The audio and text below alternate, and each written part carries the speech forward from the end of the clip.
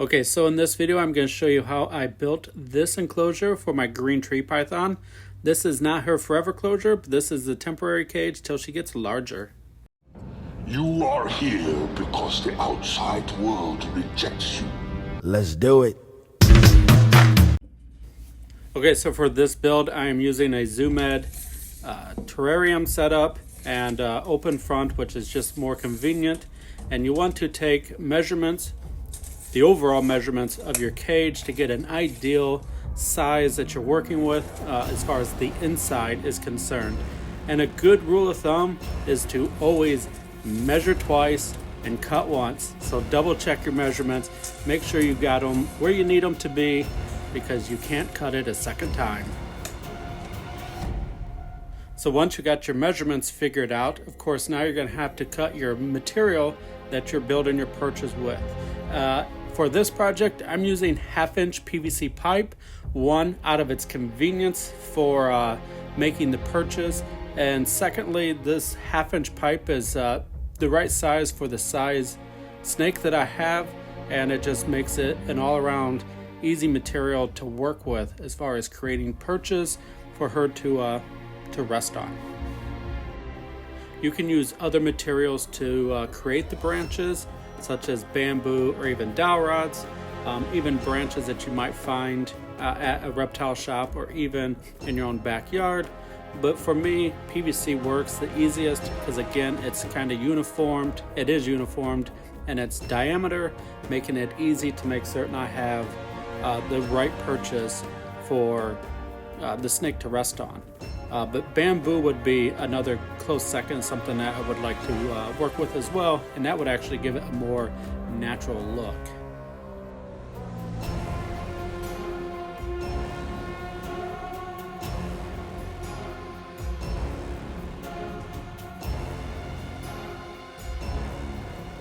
Now once you get your pieces cut, now we're just going to dry fit these things together and just make certain that, first of all, everything's going to go together somewhat smoothly, and then also you want to just kind of test fit to make certain it will fit in the enclosure as it should. So yeah, I don't use any glue. I just, not for this type of project. We're not holding water, so we don't need to actually glue these pieces together. And then after I get it to where I like it, I take it outside, we spray it down with some textured paint, and then let it sit for 24 hours to cure. Okay, so while we're waiting for the homemade branch to dry, we're going to start mixing up my substrate. This one's just going to be a pretty simple, straightforward substrate. It is not going to be a bioactive setup, so I don't really need it to be too elaborate, but I do want it to be able to hold and release humidity back into the air. So I like to start with this Zilla mix here, just because it's nice and it's good for holding moisture. But the problem with it as just a solo thing is that it potentially could cause problems with the snake as far as like getting that loose substrate into their pits of their face or in their mouth and whatnot. So I usually just use this as the base because it's very good for holding moisture and releasing it back into the environment over time. And then I top it off with the reptile bark because that's larger and chunkier, and I don't have to worry about it getting all over the snake and becoming an irritant or a problem with getting it in the mouth. The only reason I don't go with this solely is because it is larger chunks. It doesn't, once you get it hydrated, it's good, but just from like daily misting and stuff, it really doesn't hold humidity that well or moisture into it that well. But I find that the combination of the two seem to work really well. Again, this is not a bioactive setup, so this simple substrate will work. I do want to have plants in here, and it will be just enough that plants could root into it, but not necessarily. And now that this is cured for a good 24 hours outside in the sun, we are going to put it back in here. And of course, I marked the substrate with the base so I can see where it's going to be, because I want the perch to rest firmly on the glass bottom That way it's nice and secure and I don't have to worry about it moving around any while the snake is on there. So get it in there, get it deep into the substrate so that way it's nice and firm on the glass, and then just simply push your substrate back around so that way it looks fairly nice.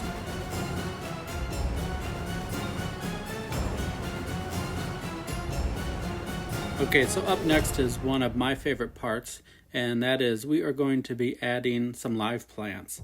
Now again, this is a temporary enclosure and it's not going to be bioactive, so I'm just going to leave the plants in their pots as the prime substrate, if you will. Certainly the roots are going to grow out and throughout the thing, but we'll worry about that when the snake gets a little bigger and we transplant all this into the next enclosure.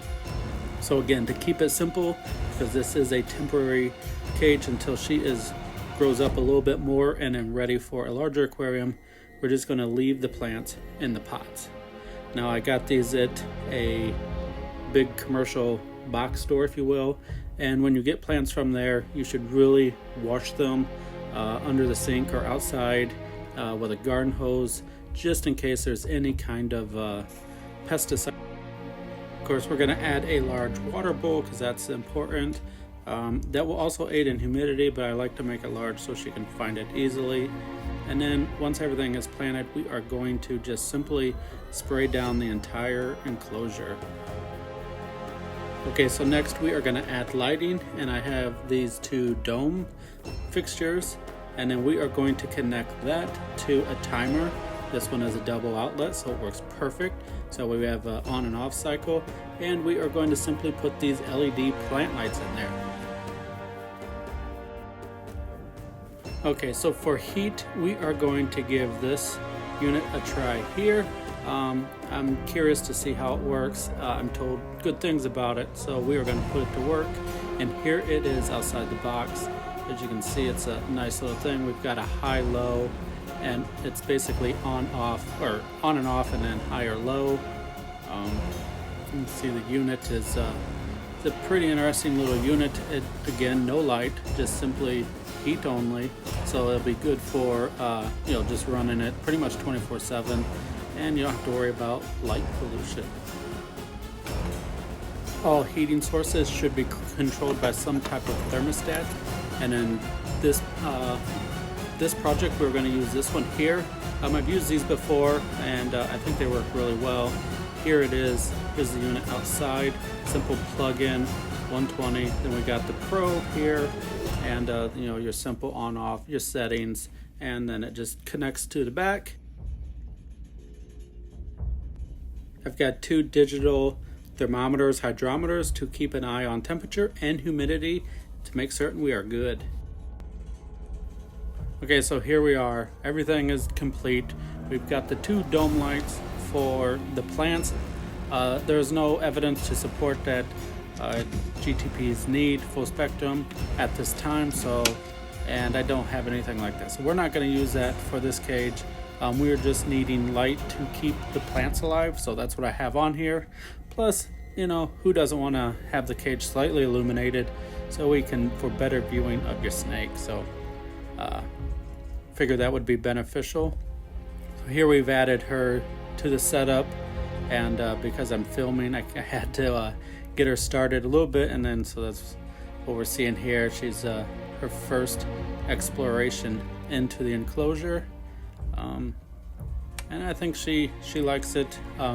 The next day she did actually eat for me, so yeah, and actually within probably 10 minutes of being in this cage, she definitely let's just say marked it as her own.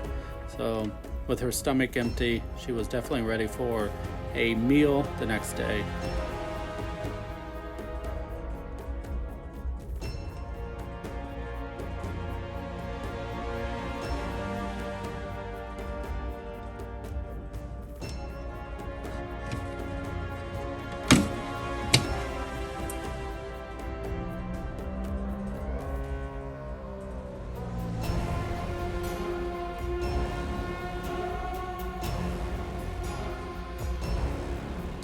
Okay, so we are probably 4 days into this, my gauges would not stay on the back, but you can see we're at 80%, 80 degrees and 99%, but of course it's going to be high. We're near the ground.